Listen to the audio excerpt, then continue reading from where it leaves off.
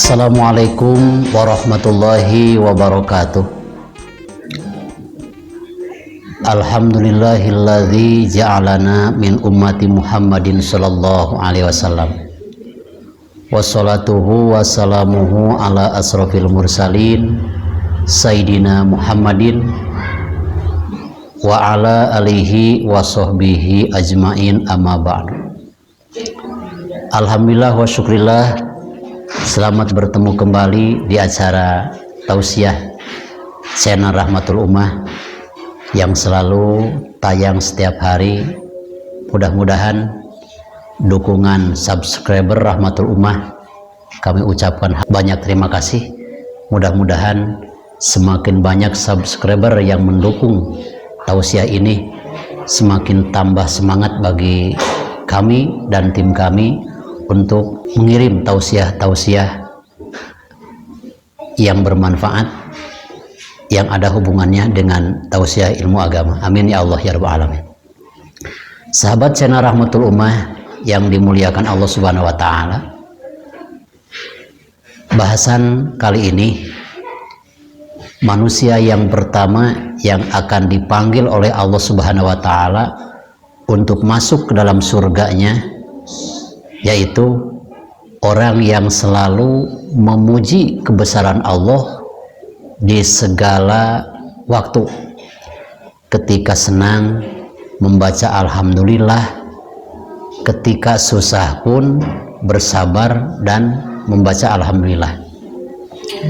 Salah satu sabda Rasulullah SAW, awwalu may yud'a yaumal qiyamati ilal jannah alhamiduna ala kulli halin.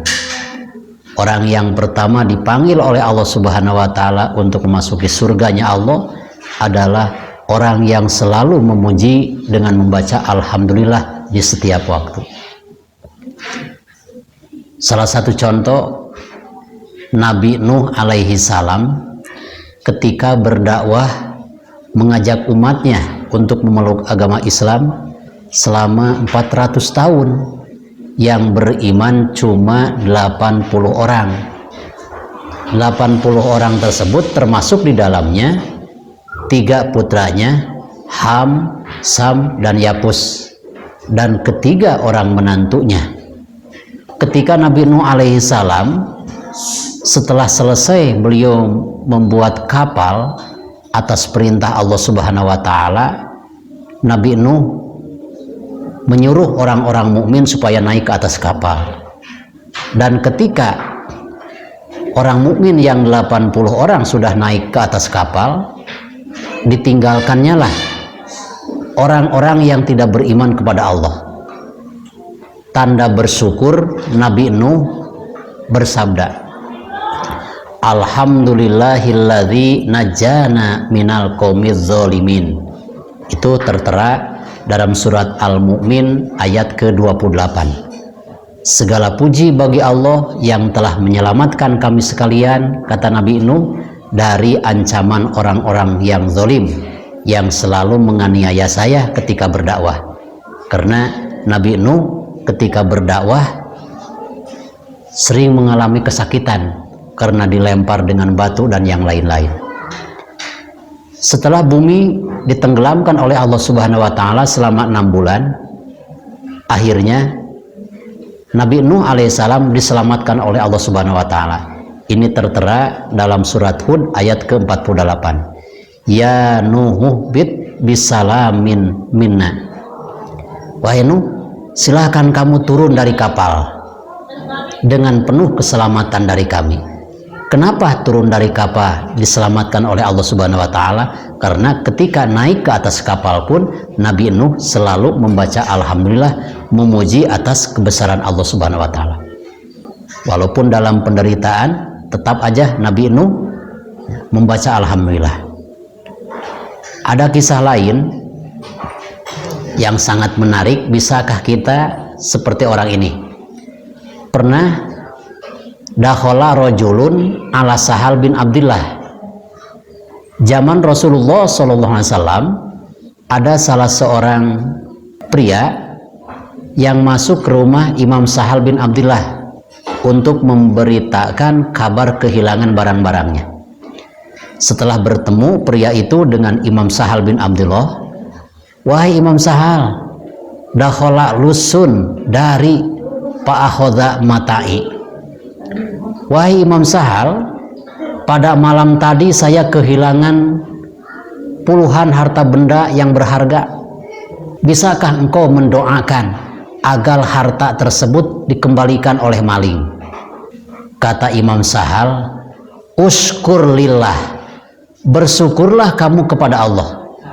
Lalu orang yang kehilangan itu balik bertanya, saya orang yang kena musibah, tapi sama kiai diperintahkan untuk tetap bersyukur kepada Allah, bahkan untuk membaca alhamdulillah. Hampir harta saya ini ludes digondol maling, masa saya harus baca alhamdulillah? Kata Imam Sahal, seandainya yang masuk ke dalam hatimu setan untuk mengambil imanmu, Anda akan lebih sengsara. Masih mending Anda kehilangan harta benda tapi tidak kehilangan iman. Maka berbahagialah bagi kita, walaupun kita sering kehilangan sendal di masjid, sering kehilangan motor misalkan, sering kehilangan sesuatu yang anggap kita penting. Itu haruslah kita tetap bersyukur. Karena apa? Di balik musibah itu ternyata ada hikmatnya. Mungkin Allah akan mengganti sesuatu yang hilang, harganya sedemikian, tapi Allah Subhanahu wa Ta'ala mungkin akan mempunyai rencana mengganti dengan sesuatu yang lebih besar.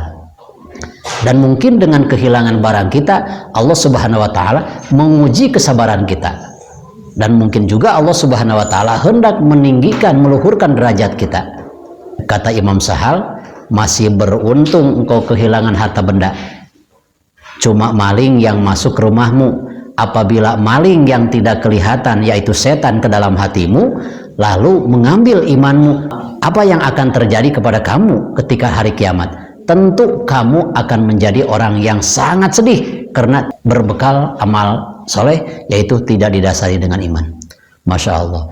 Maka ketika kita menghadapi musibah, tetaplah bersabar, bersyukur, ya Allah, alhamdulillah musibah yang saya alami tidak seberat musibah yang Allah berikan kepada tetangga kami. Itulah insya Allah, apabila musibah berat dianggap ringan oleh kita, akan semakin bisa bersyukur akan nikmat Allah Subhanahu wa Ta'ala.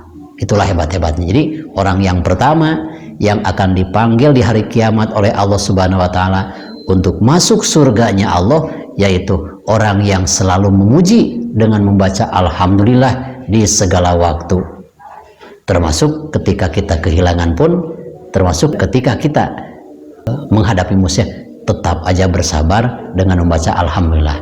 Mudah-mudahan tausiah ini bermanfaat dan mudah-mudahan kita tetap bersabar menghadapi musibah. Wassalamualaikum warahmatullahi wabarakatuh.